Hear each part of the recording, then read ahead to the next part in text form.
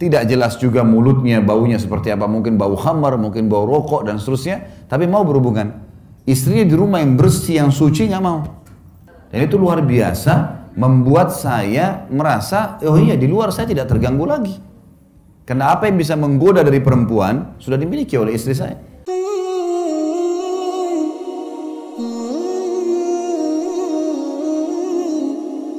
Rumah tangga itu 50% biologis, 50%-nya biologis. Sisanya kegiatan yang lain. Sabda Nabi SAW, siapa yang menikah dia telah menyelamatkan setengah agamanya, tinggal dia menjaga setengah yang tersisa. Karena setengah agama ini adalah masalah biologis. Laki-laki banyak yang rusak karena perempuan, perempuan banyak yang rusak karena laki-laki. Kalau sudah menikah, ada tempat pelampiasan, maka berarti secara otomatis dia akan aman setengah agamanya. Makanya ulama bilang, kalau orang sudah menikah, syaitan akan berkumpul di rumah tangga itu supaya jadi malas, supaya jadi tidak mau berhubungan biologis. Istrinya sama suaminya sudah sikat gigi, sudah wangi, sudah pakai baju bagus, nggak mau disentuh, nggak mau berhubungan. Tapi kalau dia berhubungan haram di luar sana, biar juga pacarnya nggak sikat gigi, dia mau ciuman. Itu yang terjadi. Syaitan hiasi perbuatan yang kotor. Banyak laki-laki yang tidak beriman sama Allah mau menyentuh perempuan pelacur yang gonta-ganti pasangan, kemaluan sama orang yang tidak jelas. Tidak jelas juga mulutnya, baunya seperti apa. Mungkin bau khamar, mungkin bau rokok dan seterusnya. Tapi mau berhubungan. Istrinya di rumah yang bersih, yang suci nggak mau. Ada juga perempuan begitu. Sama suaminya bosan, jenuh. Tapi kalau sama laki-laki lain, hanya sedikit saja dipanggil sayang. Oh ini laki-laki perhatian nih. Kalau suami saya nggak pernah bilang sayang gitu. Padahal mungkin suaminya sudah 700 kali ucapkan itu kan. Gitu. Tapi seperti itulah syaitan menghiasi. Makanya di dalam rumah tangga harus diperhatikan baik-baik tentang masalah ini. Biologis hak pasangan. Bukan aib Bapak Ibu sekalian. Apa yang Bapak-Bapak suka dan apa yang Ibu suka dari pakaian, dari minyak wangi, dari gerakan-gerakan biologis dibahasakan ke pasangan. Saya tidak merasa malu, Bapak Ibu sekalian, kalau saya masuk ke pasar, saya membelikan baju tidur istri saya. Warna yang saya suka, model yang saya suka, saya kasih dia di rumah, ini dari saya, kamu pakai ya. Dan itu luar biasa, membuat saya merasa, oh iya di luar saya tidak terganggu lagi. Karena apa yang bisa menggoda dari perempuan, sudah dimiliki oleh istri saya. Ibu-ibu bukan aib, oh suka laki-laki pakai baju kaos hitam, suka pakai celana pendek, apa yang kira-kira menggoda kita dari lawan jenis, beli, kasih pasangan pakai. Karena begini, kemasan itu, fisik kita, dunia ini rata-rata kemasan dan kiasannya. Selebihnya, inti utamanya satu, maksudnya begini. Misal Bapak Ibu, saya mau tanya, apa bedanya makan di daun pisang sama makan di piring emas? Hah? Kemasannya, iya kan? Tapi tujuannya makan. Apa bedanya orang yang tidur di emperan jalan dengan orang tidur di atas ranjang pakai AC mewah? Kemasannya, tujuannya tidur, kan gitu. Sama semua itu. Jadi jangan terpengaruh dengan kemasan. Makanan yang kita incipi, manis, ini asam, ini pedas, ini gurih, itu hanya di ujung lidah. Kalau lewat di tenggorokan kita ukuran sepertiga jari saja, kita sudah nggak bisa bedain lagi. Sekarang ini makanan, kita ambil secuil ayam, sedikit sambal, sedikit apalah lauk-lauk, diramas mungkin, diramas disatuin, kita masih bisa lihat, oh ini bedain, ini nasi, ini sambal, oh ini ayam, oh ini sedikit potongan rendang dan seterusnya. Baik, kita pegang.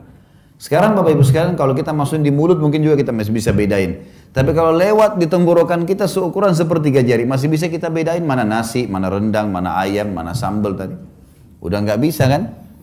Berarti kemasannya saja yang berbeda ini, casingnya saja. Sama dengan masalah biologis. Apa kata Nabi SAW? Kalau seseorang di antara kalian melihat yang menggoda dia dari lawan jenisnya di luar rumahnya, maka kembalilah segera ke pasangannya karena dia memiliki apa yang dimiliki oleh orang itu. Maksudnya kemaluannya sama saja. Iya, kemasannya beda. Oh ini warna kulitnya putih atau ini hitam. Oh ini tinggi, ini pendek. Tapi ujung-ujungnya kemaluannya sama. Sama tadi dengan makanan. Makanya masalah biologis di sini adalah hal bagaimana kita mengemasnya saja. Bagaimana kitanya mengemasnya. Ingat, berhubungan biologis dalam Islam, dalam rumah tangga teman-teman sekalian, itu pahalanya, kadar besarnya, sama dengan besarnya dosa zina. Sama dengan besarnya dosa zina. Ada hadis Nabi begini, fi bidi ahadikum sadaqah. Di kemaluan kalian ada pahala besar sekali. Sahabat faham. Apa kata para sahabat? Ya Rasulullah, ayati ahaduna ahlahu walahu fihi ajr. Wahai utusan Allah, apakah seseorang di antara kami menggauli istrinya dapat kenikmatan, dia dapat pahala? Kata Nabi SAW, ara'aitum law wada'tumu fil haram alakumul wizr. Tidakkah kalian lihat kalau kalian letakkan kemaluan kalian pada yang haram, zina, kalian dapat dosa besar? Kata para sahabat, bala ya Rasulullah. Iya wahai utusan Allah. Kata Nabi SAW, fakadzalika fil halal. Begitu juga pada yang halal. Artinya, melakukan hubungan biologis suami istri, besar kadar pahalanya, sama dengan orang kalau berzina, dosanya dosa besar. Makanya Abdullah bin Umar radhiyallahu anhu, beliau kalau puasa, Ramadan atau puasa sunnah, beliau buka puasa dengan beberapa butir kurma dengan air putih, habis itu pulang ke rumahnya, habis sholat maghrib berjamaah sama Nabi SAW, pulang ke rumahnya berhubungan biologis dengan istrinya. Karena dia tahu itu pahalanya besar dan ternyata hubungan biologis itu betul-betul meredam seseorang dari perbuatan zina di luar rumahnya. Kalau sudah terlampiaskan kita jadi, orang itu kalau kenyang, dikasih makanan apapun tidak mau makan gitu. Susah dia untuk makannya, sudah kenyang gitu kan. Maka itu perintah, makanya dijadikan sebagai sebuah kewajiban. Bapak-bapak harus hati-hati karena ibu-ibu ini suka dengan kejutan. Jadi kalau misalnya ibu-ibu ini sukanya kalau sudah dandan pakai baju bersih, dia mau suaminya tiba-tiba mengerti keadaan dia, suka mau didatangin langsung. Jadi jangan pulang kerja, tiba-tiba taruh tas, mana makanan? Saya capek, saya ngantuk, tidur. Istrinya sudah dandan tuh. Itu sudah cukup perang gitu kan.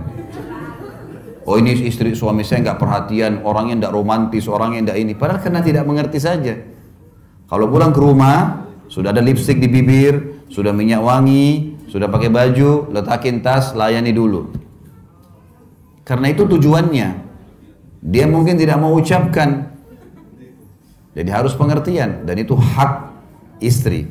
Melayani biologis. Masuk dalam masalah ini adalah berhias. Tapi dengan cara laki-laki. Abdullah bin Umar mengatakan radhiyallahu anhuma, Abdullah bin Abbas, beliau mengatakan, aku suka berhias untuk istriku, sebagaimana aku suka dia berhias untukku.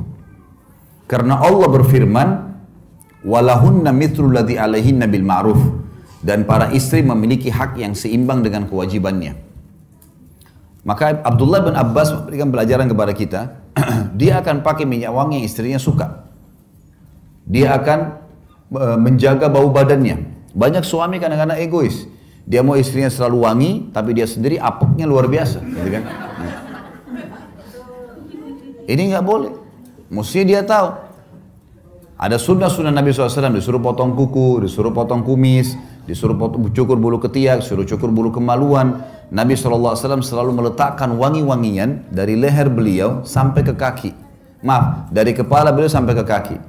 Di kepala seringkali beliau menggunakan cairan air yang wangi. Sampai kadang-kadang netes dari rambut Nabi SAW itu baunya wangi. Dan beliau meletakkan serbuk wangi dari leher sampai kaki. Yang beliau suruh istrinya meletakkan dari negeri Syam. Ya. Itu suruh letakkan, kecuali kemaluan beliau letakkan sendiri. Nabi SAW gemar selalu bersiwak selain pakai minyak wangi. Sampai beliau mengatakan, dicintakan dunia kepadaku karena adanya kaum wanita. Adanya ibu yang dibakti, adanya istri yang dijadikan sebagai sahabat, adanya anak yang dibidik sehingga bisa masuk surga, anak perempuan, adanya saudari juga yang dilindungin. Saya dicintakan dunia, kata Nabi, karena ada wanita-wanita ini. Ada ibu yang saya bakti, ada istri yang saya jadikan sahabat, ada anak yang saya akan didik sampai menikah, dan ada saudari yang saya lindungin. Gitu kan? Dan juga minyak wangi. Nabi SAW gemar dengan minyak wangi. Maka bapak-bapak juga harus begitu. Apa kata Nabi SAW? Sebaik-baik minyak wangi bagi laki-laki yang keras baunya, tapi buram warnanya. Dan sebaik-baik minyak wangi bagi perempuan yang terang warnanya dan lembut baunya. Gitu kan? Laki-laki disuruh selalu. Maka kita wangi, bersih, memang itu perintah. Nabi SAW tidak pernah masuk rumah Bapak Ibu sekalian, Bapak-Bapak terutama, kecuali sudah menjaga bau mulutnya. Tidak pernah tidak bersiwak. Jadi harusnya begitu. Gitu. Ada suami dia tidak mengerti. Bau, pulang kerja, kemudian tiba-tiba dilihat istrinya sudah cantik, langsung saja mau main gauli. Padahal dia baunya luar biasa gitu. Istrinya nolak, neraka. Kan bahaya ini. Loh iya, daya ini suami neraka loh. Jadi istrinya kesian sambil layan sambil tutup hidung tuh. Ini nggak boleh ini. Harus ngerti.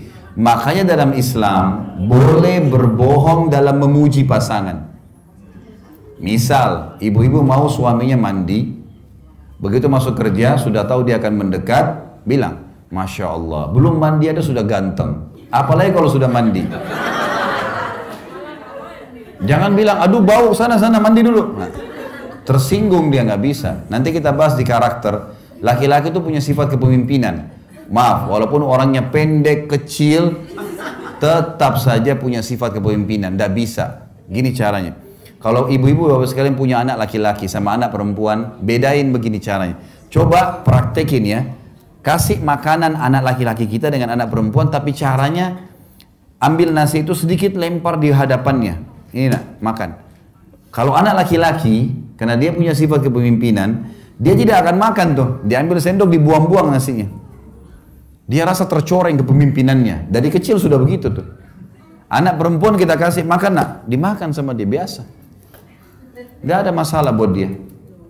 Jadi hati-hati dalam menghadapi pasangan, karena ada hal-hal yang seperti nanti kita lebih jelas masalah di karakter ya. Tapi ini contoh. Sama juga suami begitu, dia pulang rumah, istrinya lagi cuci baju, keringatan, gitu kan.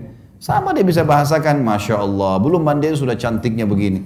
Apalagi kalau sudah mandi, nanti lari ambil handuk tuh. Dia mandi sendiri nanti. Kalau pasangan bilang, sebentar, jangan dulu, saya mandi dulu ya. Kasih waktu mandi. Jangan bilang, sudah saya nggak sabar. Nggak boleh. Karena sensitif dalam masalah biologis, jangan pernah biarkan ada celah. Saya bilang sama istri saya, jangan biarkan ada celah di mana nanti saya tidak suka sesuatu atau kau tidak suka sesuatu. Mungkin bau mulut, mungkin bau badan, mungkin bau baju. Jangan nih. Sensitif sekali. Orang kalau dalam masalah biologis ini sensitif segala-galanya. Gitu kan? Makanya harus hati-hati. Nabi SAW setiap masuk rumah pasti sikat gigi. Pasti pakai siwak maksud saya. Sampai beliau mau meninggal selalu pakai siwak. Selalu pakai serbuk-serbuk yang wangi. Beliau selalu menjaga. Sampai para sahabat mengatakan kami kalau salaman dengan Nabi SAW, bau wanginya tercium sampai 3 hari. Jadi saking wanginya Nabi SAW, saking gemarnya. Jadi memang harus begitu memang. Royal dengan masalah hal-hal seperti ini. Jadi pasangan nyaman. Ya. Juga banyak hadis Nabi SAW yang berbunyi, hati-hati dalam masalah adab-adab jima ini. Nanti akan kita bahas di, kalau tidak salah, di poin ke-18 atau nanti ada sebentar ada kiat ke-18.